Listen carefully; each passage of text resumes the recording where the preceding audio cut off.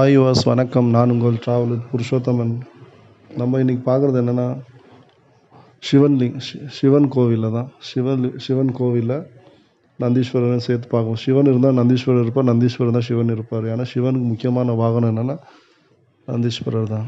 அந்த மாதிரி நம்ம ரொம்ப மிகப்பெரிய கோவில்கள் எல்லாம் சிவனை போய் தரிசனம் பண்ணியிருப்போம். இங்கே ஏன் ஒசூரில் இருக்கிற ஜலகண்டேஸ்வரர் கோவிலில் கூட நம்ம போய் சிவனை தரிசனம் பண்ணியிருப்போம், மிகப்பெரிய கோவிலில். இது அந்த மாதிரி ஒசூர்லேயே தான், பெங்களூர் சிட்டியில் பக்கத்தில் இருக்கிற ஒசூர்லேருந்து சூளகிரின்ற ஒரு ஊர். ஒசூர்லேருந்து கிருஷ்ணகிரி போகக்கூடிய வழி சூளகிரின்ற ஒரு ஊர். பீச் கை பக்கமாக அது லெஃப்ட் சைடு வரும். அது ரைட் சைட்லேயே ஒரு ரோடு ஒன்று போகும், உள்ளே போகிற மாதிரி. இந்த ரோடில் நம்ம கடந்து வந்தால் யாரும் இல்லா உலகம் அப்படின்னு சொல்லுவாங்க. யாரும் இல்லா உலகம்னு ஒரு புதிய பெயர் வைக்கப்பட்டிருக்கிறாங்க அந்த சிவலிங்கம் இருக்கிற ஏரியாவுக்கு. இந்த நதி போகிற இந்த ஆற்று பக்கத்துலேயே சிவலிங்கத்தை வச்சுருக்காங்க. பக்கத்துலேயே இந்த நந்தீஸ்வரர் வச்சுருக்காங்க. இந்த ஏரியா பேர் யாரும் இல்லா உலகம்னு பெயர் வைக்கப்பட்டிருக்கிறாங்க. சிவன் இருக்கிற இடமே ஒரு அமைதி சந்தோஷத்தை ஏற்படுறதுனால இந்த ஒரு நல்ல பெயர் வச்சுருக்கிறாங்கன்னு தெரியப்படுது. நீங்கள் பார்க்குறது traveller Purushothaman YouTube channel. Subscriber பண்ணுங்கள், லைக் பண்ணுங்கள், கமெண்ட் பண்ணுங்கள். வாங்க அந்த கோவிலை பற்றி என்ன ஏதுன்றதை பற்றி நம்ம பார்க்கலாம். இது நீங்கள் கிருஷ்ணகிரியில் தமிழ்நாட்டில் வசிக்கிறவங்களா இருந்தாலும், இப்போ தமிழ்நாட்டிலேருந்து இப்போ ஒரு வேலூர்லேருந்து வரேன்றாலும் சரி, இந்த தருமபுரியிலேருந்து வரேன்னு சொன்னாலும் சரி, இல்லை இந்த பக்கம் திருவண்ணாமலை வரேன்னு சொன்னாலும் கிருஷ்ணகிரி வந்துட்டு கிருஷ்ணகிரிலேருந்து சூளகிரின்ற போகிற வழியில் பஸ் ஏறி சூளகிரி இறங்கிட்டு அங்கேருந்து நமக்கு இந்த உள்ளே போக பஸ்ஸு நமக்கு டைமிங்ஸ் இருக்கும். பட் பஸ்ஸு அதிகமாக இல்லை. அதனால் நீங்கள் ஒரு சொந்தமான ஒரு வெஹிக்கிள்ஸோ அது இதோ வண்டியோ ஒரு காரோ இல்லை ஒரு பைக்கோ மற்ற வேறு விதமான ஒரு வண்டிகளோ ஏதோ ஒரு உங்களுக்கு செல்ஃபு ஒரு டிரைவ் ஒரு வண்டி நல்லா இருந்தால் அதில் போக வர உங்களுக்கு நல்லா வசதியாக இருக்கும். இப்போ அங்கேருந்து இங்கே வர ஒரு 15 கிலோமீட்டர் ஆகும். சூளகிரிலேருந்து இங்கே வர ஒரு 15 கிலோமீட்டர் ஆகும். ரொம்பவே அழகாக இருக்கும். நமக்கு அந்த ஆற்று பக்கம் அந்த சிவலிங்கத்தை வசிக்கிறதுனால நம்ம அதை பார்த்தோன்னே நம்ம கவர்ந்து இழுக்கும். ஒரு பெரிய காந்த சக்தின்னு சொல்லலாம். அந்த மாதிரி ஒரு நல்ல ஒரு கவர்ந்து இழுக்கக்கூடிய ஒரு இயல்பு சக்தி அதுக்கு சிவலிங்கத்துக்கு உண்டு. நம்ம எவ்வளோ கோடி பணம், லட்சம் கோடிக்கணக்கான பணம், லட்ச ரூபாய் பணம், மற்ற நகை நெட்டு எவ்வளோ ஆஸ்தி பாஸ்தி நமக்கு எவ்வளவோ எது இருந்தாலுமே கூட நமக்கு ஒரு மனசு சமாதானம் சந்தோஷம் நமக்கு இருக்காது. ஏன்னா பிறந்தால் மனுஷனுக்கு 1008 டென்ஷன், ப்ரெஷர், கோபம், தாபம், மற்ற குடும்பத்தில் இருக்கிற அந்த பிரச்சனைகள், மற்ற பலவிதமான ஒரு ப்ராப்ளமெல்லாம் இருக்கப்படும். அந்த ப்ராப்ளம் எல்லாமே உங்களுக்கு சந்தோஷமாக சமாதானமாக உங்களுக்கு அது ஆகணும்னா அது சிவனை வழிபட்டால் மட்டும்தான். அந்த தியானம் அந்த சந்தோஷம் உங்களுக்கு கிடைக்கணும்னா அது சிவனை வழிபடணும். சிவனுடைய ஆசீர்வாதத்தை நீங்கள் வாங்கணும். அவருடைய அன்பு உங்களுக்கு இருந்தால் யாரும் அசைக்க முடியாத அளவுக்கு உங்களுக்கு மிகப்பெரிய பலம் உங்களுக்குள்ளே இருக்கிற மாதிரி நல்ல ஒரு இருக்கப்படும் உங்களுக்கு. ஏன்னா சிவனே ஒரு முக்கியமான ஒரு நல்ல ஒரு 5 பஞ்சலோகம்னு சொல்லுவோம். 5 பஞ்ச சொல்லுவாங்க. அந்த மாதிரி காற்று, நீர், ஆகாயம், மற்ற சொல்லுவாங்க. அந்த மாதிரி சிவனுக்கு நல்ல ஒரு பொருள் இருக்குது. நம்ம அந்த வழி வந்தோம் இல்லையா, ஒரு ஃப்ளேவரில் வந்தோம். ஃப்ளேவரில் காரு இல்லை மற்ற கிம்பெல்லாம் உள்ளே வருமான்ற மாதிரி தெரியல. ஏன்னா ஃப்ளேவர் ரொம்ப சின்னதாக இருக்குது. அந்த ஃப்ளேவர் கடந்து நம்ம வரணும். சின்னது ஃப்ளேவர் போட்டிருக்க அந்த கோவிலுக்கு வரத்துக்குன்னு அந்த ஃப்ளேவர் கடந்து நம்ம அப்படி வரும்போது இதுதான் வழி. இது நமக்கு சரியான பெரிய பாதை கிடையாது. நீர்வீழ்ச்சி வழியில் தான் உஷாராக நம்ம பார்த்து நடந்து போகணும். ஏன்னா தரையெல்லாம் பாசை பிடிச்சிருக்கு. அந்த நீர் இதாகி அந்த ஆற்றுலேருந்து வர தண்ணி இப்படி சரிஞ்சு போய் பாசை பிடிச்சிருக்கு, கால்கள் வழுக்கும். நீங்கள் ரொம்ப கேர்ஃபுல்லாக நல்ல ஒரு நிதானமாக அமைதியாக பார்த்து நடந்து நீங்கள் நிதானமாக செல்லணும். இதுதான் கோவிலுக்கு வரக்கூடிய வழி. கோவில் மிக பிரம்மாண்டமாக மிகப்பெரிய அளவில் கோவில் கிடையாது, சிறு கோவில் தான். இந்த கோவிலுக்கு வந்தால் நமக்கு மிகப்பெரிய சந்தோஷமும் நம்மளுக்கு கிடைக்கப்படும். இந்த ஆற்று பக்கத்தில் இந்த கோவில் இருக்கிறதுனால இந்த ஆறு நம்மளுக்கு கைப்பிழுத்து இழுக்கிற மாதிரி இருக்கும். வா தண்ணியில் விளையாடு கொல்லுன்ற மாதிரி. அந்த மாதிரி இப்போ வர ஜனங்க கூட நிறைய ஜனங்க தண்ணீரில் விளையாடி ஆடி பாடி இந்த சிவனை நமஸ்காரம் பண்ணி கும்பிட்டுட்டு போகிறாங்க. அந்த மாதிரி நமக்கு ஏதாவது ஒரு வேண்டுதல் இருக்கும். ஒரு வீடு கட்டணும், இல்லை ஒரு இடம் வாங்கணும், கொள்ளணும்னு சொல்லி அந்த மாதிரி நமக்கு எந்தனா ஒரு வேண்டுதல் இருந்தால் அந்த கல் இந்த மாதிரி நம்மளும் ஜோடித்து வச்சு ஒரு நமஸ்காரம் பண்ணி ஒரு கற்பூரம் ஏற்றி நமஸ்காரம் பண்ணிவிட்டு நம்ம போனோமோ நம்மளும் அடுத்து ஒரு வீட்டு மனையோ இல்லை வீடு கட்டடமோ இல்லை மற்ற வேறு ஏதாவது ப்ராப்பர்ட்டி செய்யணுமா இருந்தாலும் நமக்கு செய்யக்குள்ள ஈஸியாக இருக்கும். கடவுளுடைய வழிபாடு உங்களுக்கு முழுமையாக கிடைக்கப்படும். அதுதான் இங்கே வேண்டுதல் வச்சு இங்கே பல ஆயிரம் பேர் இந்த மாதிரிலாம் ஜோடித்து அவங்க வேண்டுதலை நிறைவேற்றிட்டு போகிறாங்க, இது பண்ணிட்டு போகிறாங்க. இங்கே நிறைய பேர் நடந்திருக்கோம். ஏன்னா சிவனுடைய ஆசீர்வாதம், சிவனை தேடி இத்தனை தூரம் வந்து இந்த வெயில் இந்த ஒரு இதில் கூட வந்து சிவனை ஆசீர்வாதம் பண்ணுறாங்கன்னா, கும்பிடுறாங்கன்னா, அது ஒரு மிகப்பெரிய ஒரு செயல் இல்லையா? அவர் ஆசீர்வாதம் கொடுப்பாரு. சந்தோஷ சமாதானத்தை இன்னும் அளவு இல்லாத ஒரு நல்ல ஒரு இதை கொடுப்பாரு. அப்படி தான் நீங்கள் பார்க்குறது travel with Purushothaman YouTube channel. Subscriber பண்ணுங்கள், லைக் பண்ணுங்கள், கமெண்ட் பண்ணுங்கள்.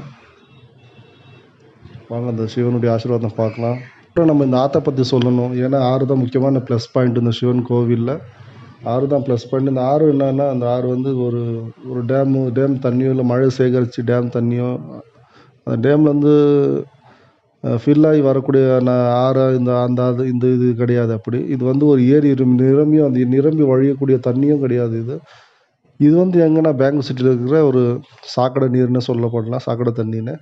இது வந்து பாத்ரூம் இந்த மாதிரி சானிட்டரி நீர் தண்ணின்னு சொல்லப்படலாம். இது வந்து ஒரு 70 கிலோமீட்டருக்கு கடந்து வரதுனால இது வந்து ரொம்ப ஃப்ரெஷ்ஷாகவே ஆகிடுது இந்த தண்ணியில். இந்த தண்ணி இத்தனை கிலோமீட்டர் கடந்து வரதுனால இது வந்து எல்லாமே கம்ப்ளீட்டாக சுத்தமாகிடுது தண்ணி. எந்த ஒரு கலீஜுமே இல்லாமல், எந்த ஒரு வாசனையும் இல்லாமல், எந்த ஒரு பாக்டீரியாஸும் இல்லாத அளவுக்கு ஒரு க்ளீனாக ரீஃப்ரெஷ் ஆகி தண்ணி நமக்கு இங்கே இந்த ஆற்றுல தென்படுது. நம்ம இதில் தண்ணியில் எந்த ஒரு கெலிஜியும் எதையும் பார்க்க முடியாது. வரவங்க அவங்களோட மனசு சந்தோஷம், குளிக்கிறவங்க குளிக்கலாம், கை கால் கழுவுறவங்க கழுவலாம், மற்ற முகம் கழுவுறவங்க கழுவி அந்த சிவனுடைய நமஸ்காரம் பண்ணி ஆசீர்வாதம் வாங்கிட்டு போகலாம்.